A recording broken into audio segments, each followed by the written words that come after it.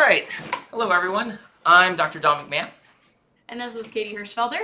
and we are going to give you a few tips that we think we've worked out from attempting to teach classes with Zoom and being a student in a Zoom class. So today here, you can see that we're sharing the screen on this laptop. And you've got a direct shot of us here that we're recording. And also a little icon there for the computer that has the meeting started. So one of the things that we found from that is a really simple tip that seems to be making a difference is when we have lots of students, some of our, let's say in our Vancouver campus at WSU or at the Tri-Cities or in Spokane or here in Pullman, we've been encouraging students to say, hey, this is Dawn in Pullman, or this is Katie in Spokane. So hopefully people can start to get a feel for who the different voices are. Otherwise, in lots of our rooms, they're just kind of this disembodied voice coming from the ceiling. And it's kind of hard to keep track of, oh, it's someone on the Vancouver campus, but I can't quite tell who. Or one of the cameras that we use in the classroom that I teach in, it's a 180-degree camera, so it's got a shot of all of us here in the Pullman campus, but we're all kind of fairly small, so that seems to be a bit of a challenge. So having people just say, hey, this is your name and where you're at, that can really help, especially early on in the time, kind of help people connect. Yeah, also there's sometimes a little bit of lag that happens. So if you introduce yourself first, you kind of get a little wait time for people so that they know that you're speaking as well. Oh, that's a great point. The other thing that I'd suggest is, we've tried some breakout rooms. One of the things that if you've got some AMS sites where the AMS sites is going to be one of the places signed in, when you're using the breakout rooms, I tend to just ignore the existence of the let's say Vancouver AMS room. And so the times that we've done it, we've asked all of the students in the class to download Zoom at the very beginning of class and get logged in if they haven't done it already. And then when it comes to the breakout activity, at that point I assign everybody to the breakout rooms, and I just assign the automatic ones that were AMS rooms, like the Vancouver wide shot, the Pullman wide shot, and the one from Tri-Cities and Spokane, all to its own kind of breakout room all by itself, where all the rooms I guess can talk to each other.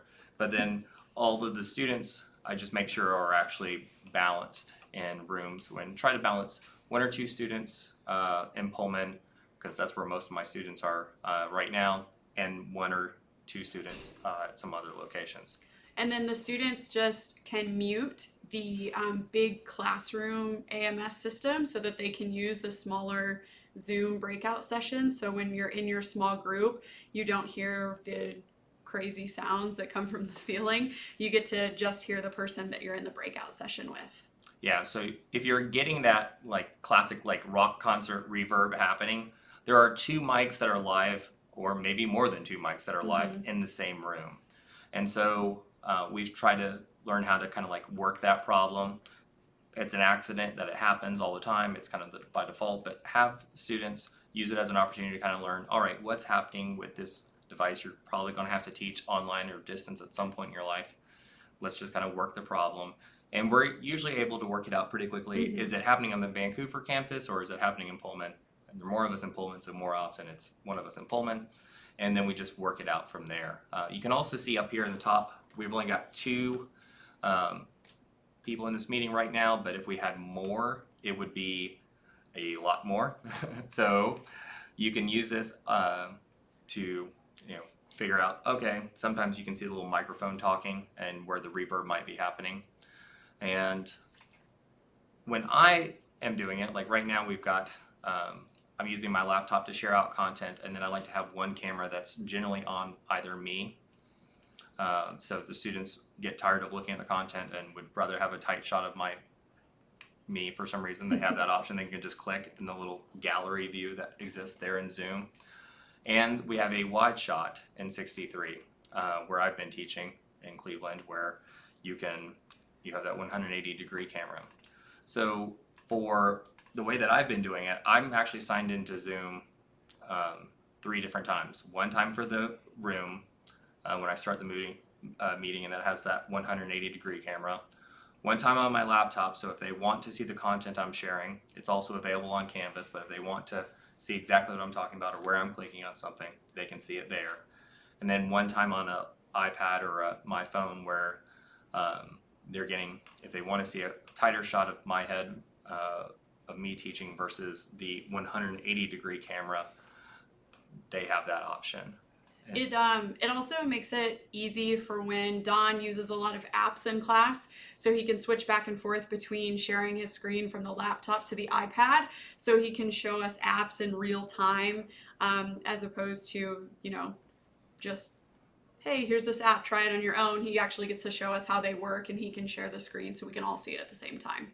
One of the things I tried initially and didn't love was, all right, now I'm sharing my head, Yeah. now I'm sharing the content. Now, oh wait, I need to go back to that. Hold on, let me stop. Let me share my desktop again. So it was easier for me to do it that way. I know some people are doing it some different ways. Tarek has a system that's working pretty well for him. He's always got the room camera showing, and then he's shared the PowerPoints and content that he's going to have ahead of time. And then it's, all right, on slide 8 or so, we're now on this. And depending on what you're teaching and what your style is, that might be a thing. Regardless, I'd say it's an improvement over AMS. Yeah. So versus the security camera footage. I like having all of my students, even if we're not necessarily even going to do breakout rooms, signed in to Zoom. And even if they just put like a little icon picture of their head, like I have one right here of me and Darth Butch from Halloween a couple of years ago.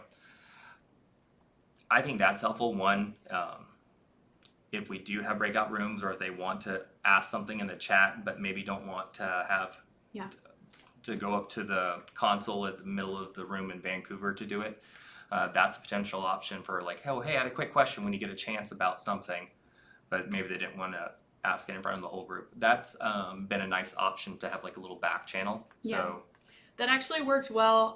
Last week, one of the students used it. They were like, what's the name of that app again? And so instead of having to, shout that out in front of the class, they could just put it in the chat.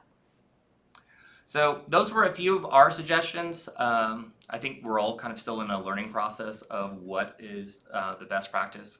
Even if you just shared out your desktop and then had maybe sign in on the console computer or for the room, and that'll have your wide shot, maybe hopefully has you on it, and then you share out your desktop.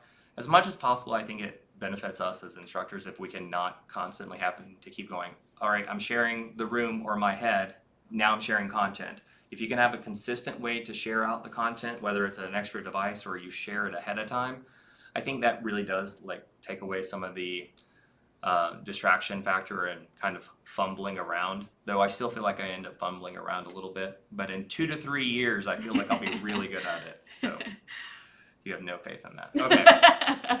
But anyways, those were a couple of our tips and suggestions. Wish I had been there to share them in person, but wanted to go ahead and give them to you.